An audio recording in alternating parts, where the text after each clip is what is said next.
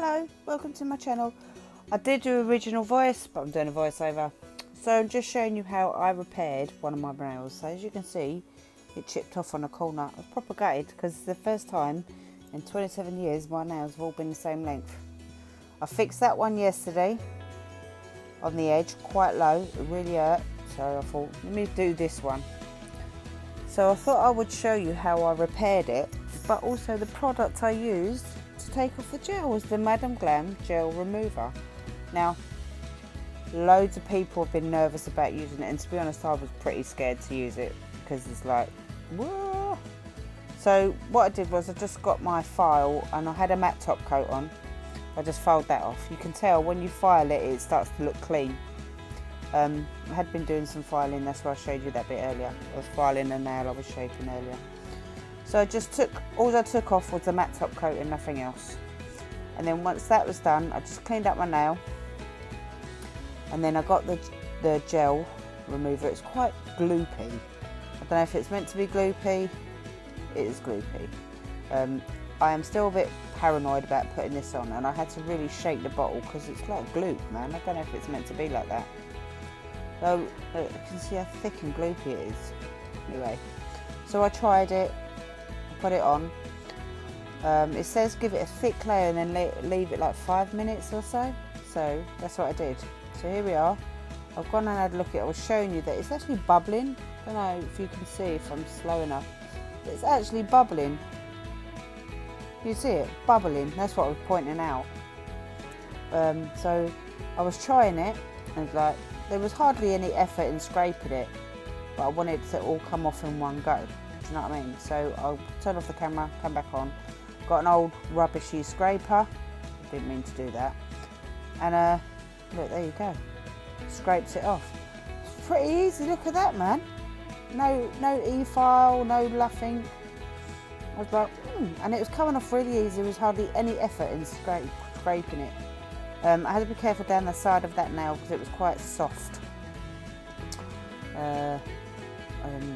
Yeah, so I just like scrape it away, scrape, and it come off real easy, a lot easier than I thought. I was still nervous in using it, but I thought, you know what, it's not going to hurt giving it a go, right? I'm going to need my thumb. I've got another one. So I just filed the little few bits around the deep sides that I couldn't get. I was a bit nervous about putting it really close to my skin because I don't know what it is. I mean, if it's on my nail, I suppose I'm alright about it, but having it touching my skin, I weren't alright about it. So once I got all of that done, sorry, I think I'm going to sneeze, my nose is tickling me. I cleaned up my nail, just got a wipe with isopropyl alcohol on, and just made sure that puppy was clean. Just give it a final going over, just making sure I hadn't missed anything, because I'm going to put on some fibergel, these. The fibergel extensions. Now with fibergel, you have to be very careful. Actually, we'll start again. Fiberglass, you have to be very careful because it's exactly what it is. It's a fiberglass. It's the same stuff they use on cars or bodywork for cars. It's fiberglass. So I advise you to be very careful with it. I'm not a fiberglass technician at all, and the acrylic is what I do. So I don't know the ins and outs of it, but I know that stuff will get in your skin if you do it wrong, and it really is bad for your skin. So as you can see, I've got a piece of fiberglass, and what you've got to do is when they come in them pieces, you've got to flatten it out. You've got to basically flay it out flat so that when you lay it on your nail, it will lay flat. So I gave it a base coat. I don't know if I gave it 1 or 2 base coats, but I gave it a base coat, and then what I did was with the second one, I got my tool, and what you need to do, I rested the end on my tip of my finger. You've got to push it down so it sits in the gel and doesn't move, because the tip was weighing it down and it would move. So I just rested my hand over it, and it is tricky to use because one slight move and it's out of joint, man. It's like, oh gosh. And I weren't too worried about certain things on it, but I just wanted to make sure it covered that end on my thumb. And then once you're happy with it, you bake it under the light. I used a base coat, so I baked it under my light for a minute. And then what you do is you get a pair of scissors and you cut it to the length you want, and that is it. That's your tip there. Now you have to put more base coat on. So what I did was I put some more base coat on. You're trying to just build a shape by coating it with base coat. It's like making a type of bridge, I suppose. You know, you're just trying to fill in that gap in the middle. And then once you're happy with that, like your coverage, you bake it again. I've got some pinching tools, and I thought, let me see if it'll pinch a bit, because my thumbs are pretty flat. I haven't really got much of a C curve on my thumbs, they're quite flat. It did curve a bit, but nothing great, but it was a little bit, so that was it. I was happy with that. So I brushed it off and I cleaned it, and as I've done that, I realised loose bits of fiberglass had come off. They got stuck in my finger. So you have to be really careful. So I've got a file, so with the rougher side, or the 180 side I think it was, I just went over the bit on my thumb because it wasn't completely flat, it was like kicked up a bit. And then I brushed it off, cleaned it. This is where I've got bits of fiberglass in my finger, and that stuff hurts, it's horrible, so be very careful. Then I put polygel on. I did record it, but it was really naff and I was out of shot, you know me, so I just done this bit here.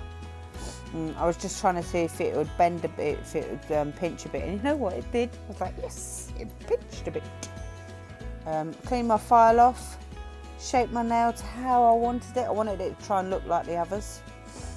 And once I was happy with that, I know a lot of it is out of shot, but like you do, polygel is pretty soft, so you don't need like loads and loads of heavy duty filing. You just need a little bit of filing.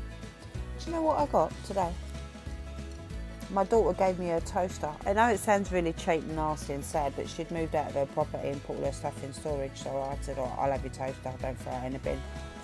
And I've just managed to get it out of my garage, bring it upstairs, cleaned it with the pink stuff. Oh my lordy, that stuff's amazing. Wilkinson's £1 for a tub. Go and get it, ladies and gentlemen, you'll love it. Clean the toaster. Bob's your uncle, Fanny's your aunt. Got a nice shiny looking new toaster. Pretty cool, man. Anyway, little things, peeps, little things. So I've shaped it and filed it, and now I'm going to give it a base coat. And then what I'll do is I'll give it a top coat because I want to put something on top. I'm not very good at the colour that I use white. I'm not very good at painting white, as you will see, because white is a really hard colour to try and paint. But I didn't do too badly.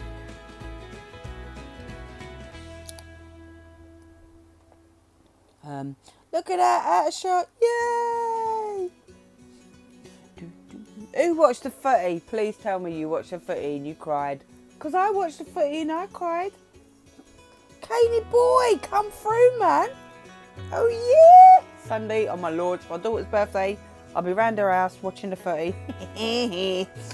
Right, so I'm just deviating, sorry peeps.